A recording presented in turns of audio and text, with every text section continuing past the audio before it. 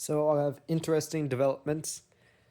So I decided I'm not going to use that intake and exhaust because these manifolds are kind of screwed up.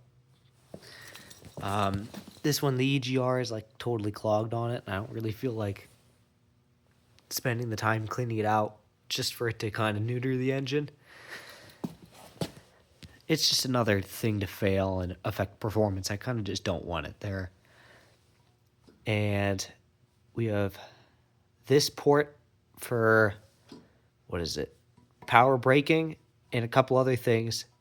These tabs here snapped off, and this is so brittle.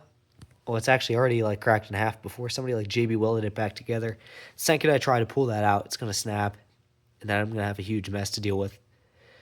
And then that is also messed up. What is it?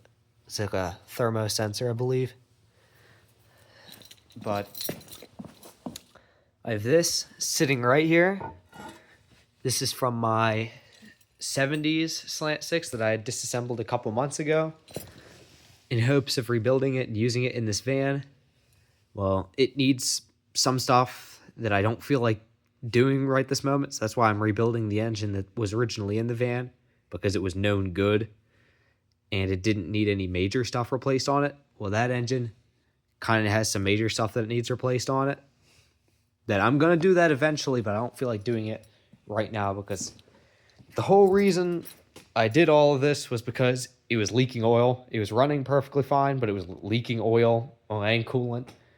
Basically, I pulled the engine for the sole purpose of plugging some leaks, and I kind of got carried away because I saw that, nothing was really seriously wrong with it. It's just everything was dirty, and I didn't want to leave it that way. I didn't want to take it out after I put like several weeks of work into just getting the engine out and transmission out and disassembling all of this. I didn't want to just put it back in with all the nasty parts and stuff. So I got these kind of cleaned up.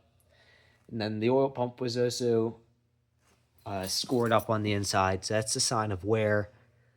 And it's also filthy. But I have this oil pump sitting around from the other engine, and it's not all scored up on the inside. So that one looks like a good oil pump. There's measurements and stuff you can do to know if the oil pump is still good, but I didn't really want to buy a new oil pump. 2 reasons. Because number one, they're expensive, and number two, these gears are known for stripping. So I didn't really want to spend $200 on a part that just ends up self-destructing and damaging my engine. This is the exhaust manifold from the 70s engine. That I'm trying to get these bolts out, have them soaking with some penetrating oil. So hopefully I can get those out after I let them sit overnight. And that's the intake from the 70s engine. These are in much nicer condition than those ones. Only problem with this one is if I flipped it over, you would see that there was a crack at some point that somebody had fixed up, but it was being driven around with that repair. So I'm pretty confident that it's going to be okay, at least for a little while. Give it a couple months. I'll do some shopping and hopefully buy a nicer manifold or maybe some headers or something like that. But I think this will last for now, and it's not going to have the absolute hot mess of the EGR and all this other stuff that was on these manifolds that was completely rusted solid. I just don't want to deal with that anymore. I'm also going to put a new, I believe they call this a stove. It's for the automatic choke. It has a thermostatic spring in it that as it heats up, it allows the choke to open up more under spring tension. But that's kind of fried, so I'm just going to buy a new one. This one where the stove goes is actually pretty clean. The stove that I originally took off it was pretty clean too, so that's not going to give me too much trouble. I just took the studs for the carburetor mount off of this one and test fitted it on this intake manifold. It does in fact fit, so that's good to go. And then I'm going to try and get that port. This would have been for power braking, I believe.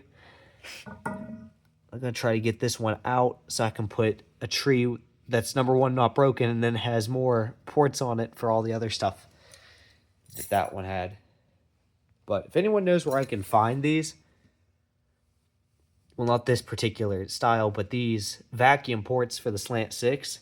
That'd be awesome because that one's totally messed up and I do not know where to buy those. So if anyone has any info on that, that'd be awesome. That's all I have for right now. Thank you for watching. Have a great evening.